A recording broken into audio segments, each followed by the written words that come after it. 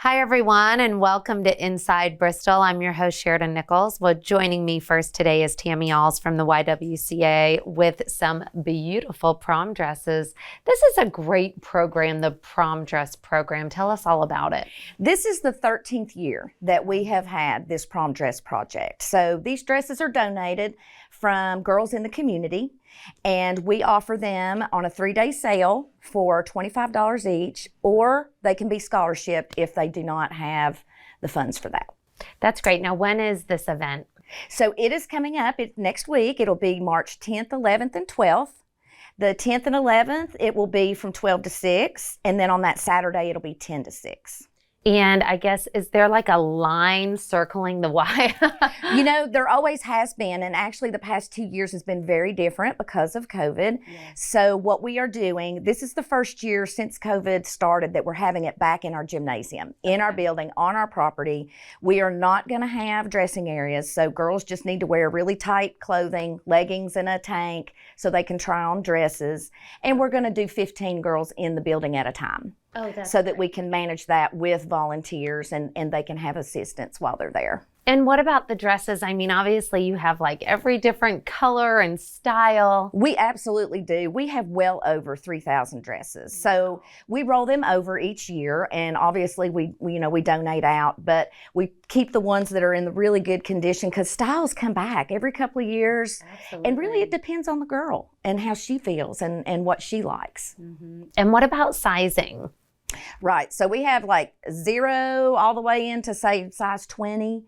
We are still accepting donations. And so we really have a need for those size 0 girls. And we really have a need for those girls that are maybe 18 and up as far as donations.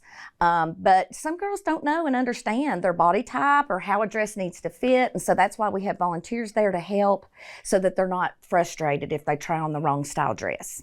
Perfect. And in terms of donating a dress, if they want to do that, do they need to dry clean the dress first and then bring it by, or? You don't have to, but if it needs dry cleaning, that certainly would be wonderful. Most dresses come in really, really good condition. But, you know, if the zipper's broke or if there is a spot or a stain, then we're going to have to obviously put that back and treat it before we can put it into the sale. Absolutely. And what about accessorizing these pretty Right. dresses? I brought just something to show you. This is what other things that get donated. So we have shoes and we have some purses and we have a little bit of jewelry, and we really just put that on the table to the side. And if it just so happens there's something there that will match your dress or the shoe fits, then you can have that along with your dress at no extra charge. And what about all the proceeds from this?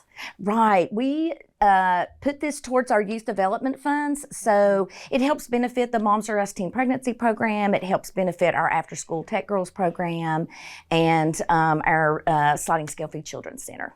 Well, it is a great project, and I know you've been involved from the get-go. From the beginning, absolutely. Our junior board of directors are the ones who came up with the project to be something to support as a community service and to help support our youth development programs. That's exciting. Well, thank you for bringing in and making our set just so gorgeous today. Yes. We just it. hope that, folks want to volunteer and come and just come to the sale and come check it out. There's got to be a dress for you.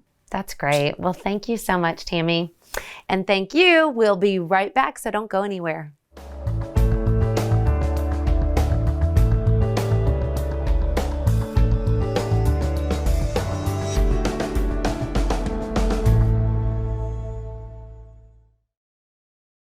Hi, everyone, and welcome back to Inside Bristol. I'm your host, Sheridan Nichols, and I've got Samantha Gray with us today from Bristol Promise, and she is going to talk to us about parenting classes, which, as a parent, we need these. They're very critical. Tell us about these classes and how you sign up and what they involve. I'd be glad to. Thank you so much for having us on. Bristol's Promise has been around a long time, and something that we've done through the years is offer parenting classes. But now we've kind of coalesced all that work into a whole smorgasbord of opportunities for classes. And it's amazing what we have in our community. We really do think that parenting is for everyone. So we are adding classes. We're trying to fill the needs for classes that don't exist or haven't existed. We're trying to promote classes. We have a big campaign going on right now called Prime Your Parenting, which we're saying, like, you can get out ahead. You can, the things and tips that will help you not have heartache later, are there and that we can provide them. And we have amazing parenting educators in our community. So part of what we're doing is lifting them up as well. We have programs like the one I teach is called Attached at the Heart. And it's for parents who prenatal through children about age 5. And it's on Zoom and it's weekly. We do it Thursday evenings and Friday mornings. You can register online free of charge. We have a support group too on every Thursday at 9 p.m. So you kind of get the kids to bed and you can hop on the call. And it's very casual. We have in our community programs like Mom Power, which is running a 10-week course right now, which is absolutely fantastic. We have Frontier Health is offering nurturing parenting program. Wow. We have strengthening families. There's so many programs and parents don't know. That's right. So yeah. So what we've done is we've created at Bristol's Promise online, you can see a database of all these classes that you can search for. So you can look for free or low cost classes or classes like our new Grand Connections, which is for grandparents. We have Cherish Mom that offers all kinds of support groups for pregnancy loss, for postpartum depression. We have all kinds of classes, and our whole goal is that we really want parents to get support, connected to some kind of support, because it makes a difference rather than just waiting till you're in crisis. But we're there for that too. You know, if we get to that place and you're in crisis and you're going, who is this 5th grader? What happened? Or who's this sophomore? Yeah. I don't know who they are anymore.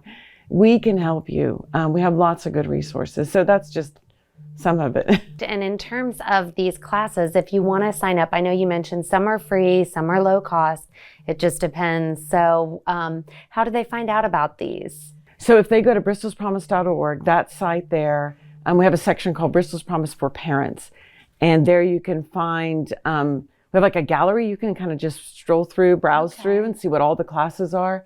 And then the links to sign up for the different classes are right there. And where do you get the content to teach these classes?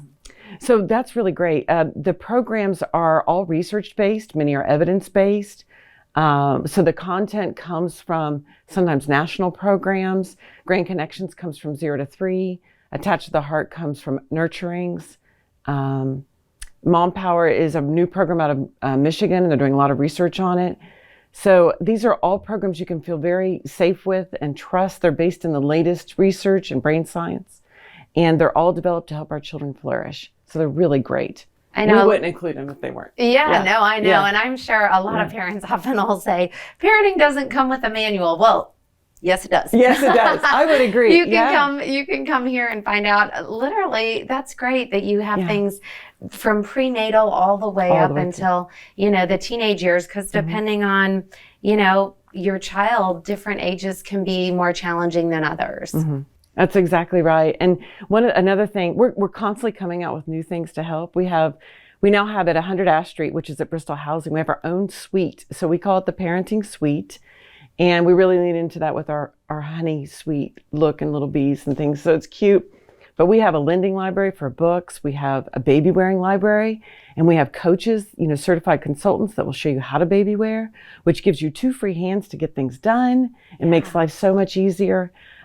We have a little store where you can buy things like baby gifts and things like that. And we also, I started a new column this past week on the Bristol Courier, and it's called On Parenting. And we're featuring different things. So last week we talked about nurturing touch. So we're just going to keep rolling out these programs and just make people realize or help people realize that parenting classes, education, support, parenting, learning about parenting is for everybody. Mm-hmm. And we really need to take a moment and say, I can make time for this. And we can show you how you can do that, like even how to make time for it, because we're so busy. Well, yeah, and even having a Zoom class at 9:00 at night, that's just great. Mm-hmm. Yeah. So lots of options, online options, in-person options, and that's fantastic. Well, thanks so much for coming in and sharing all of this with us. Anything we're missing that you want to add? I would just say, we're here to refer. Like if you say, these are my needs, we can help refer you. And that we would just love if families would, as much time as they put into thinking about their gender reveal, all the hours they spend planning and how excited they are, put a little bit of that same time into learning about parenting. It'll be so worth it. Thank you so much for being on today. Well, we'll be back in just a moment.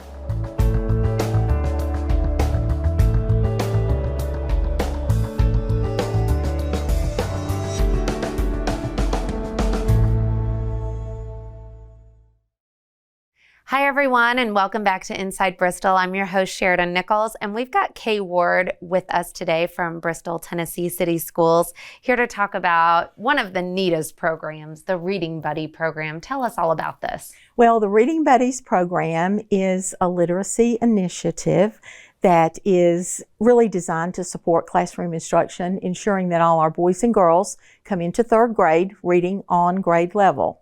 We know that that third grade level benchmark is very important in being able to predict student success as far as graduation, and that certainly is our goal for all our boys and girls to graduate and be ready to be productive and healthy citizens in our community.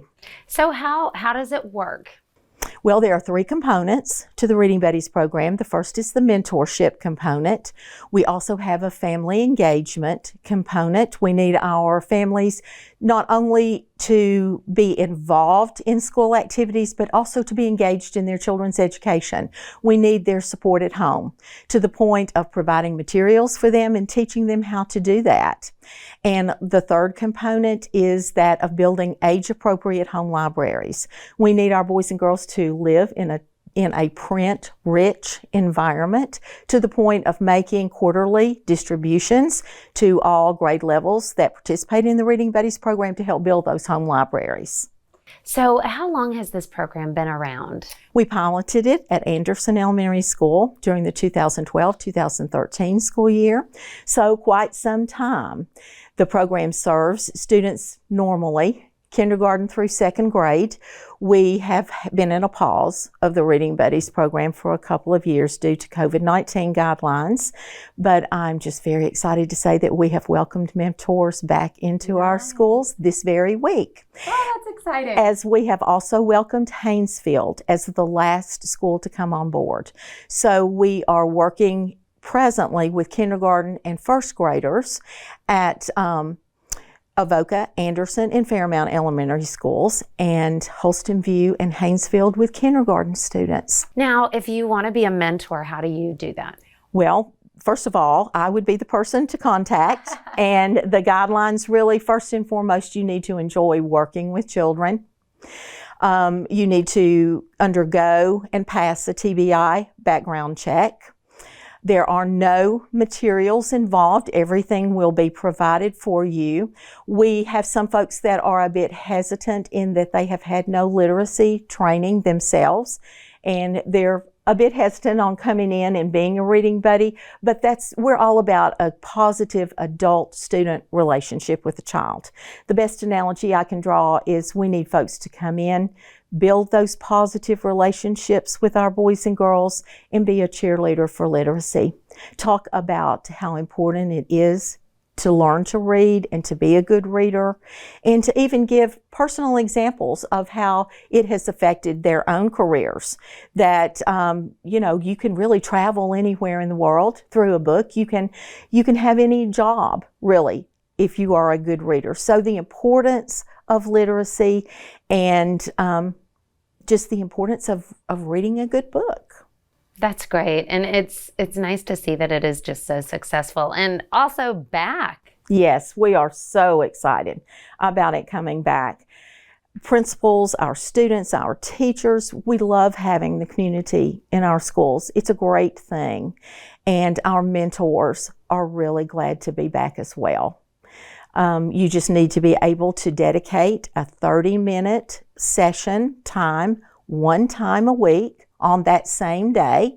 For instance, maybe Tuesdays from 9 to 9:30 would be your set reading buddy time, and you are assigned one child that promotes those relationship building components. And do they go to the library typically, or where do they go? That is the issue with the background check. They go away from the classroom to a designated location. We utilize our cafeterias to maybe host 3 or 4 pairs of reading buddies. They can spread out, or a counselor's office that is not being used at that time. So they do go away from the classroom to really promote that positive relationship building and those activities. And probably just to lessen the distractions. I would imagine that would be a big one. Right. And two, it's a special thing. It's a special thing for children to go away from the classroom and have that person come especially for them.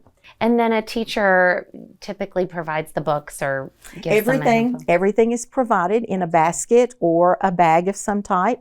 And there are various materials in these baskets. The reading buddy and the child choose what they would like to do for that day. They're very engaging type materials, things like dry erase boards, dry erase markers. There certainly are books for reading aloud, for shared reading, puppets.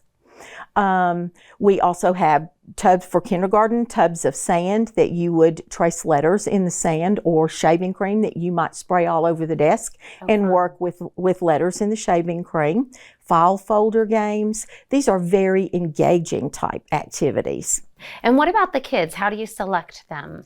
Those are chosen by our classroom teachers. These are children that are at risk as far as academic concerns go, but also we might be serving the child that needs a positive male model in his life. We might pair that child with a male reading buddy, or we might have a child that just needs a nurturer. And that's the awesome retired teacher that is missing the classroom and just needs to come back into that role a little bit. That's great. Oh, well, thank you so much for joining us today. Anything else you want to add? We are in need of reading buddies in all of our schools. There are certainly openings. We are very flexible as far as scheduling goes.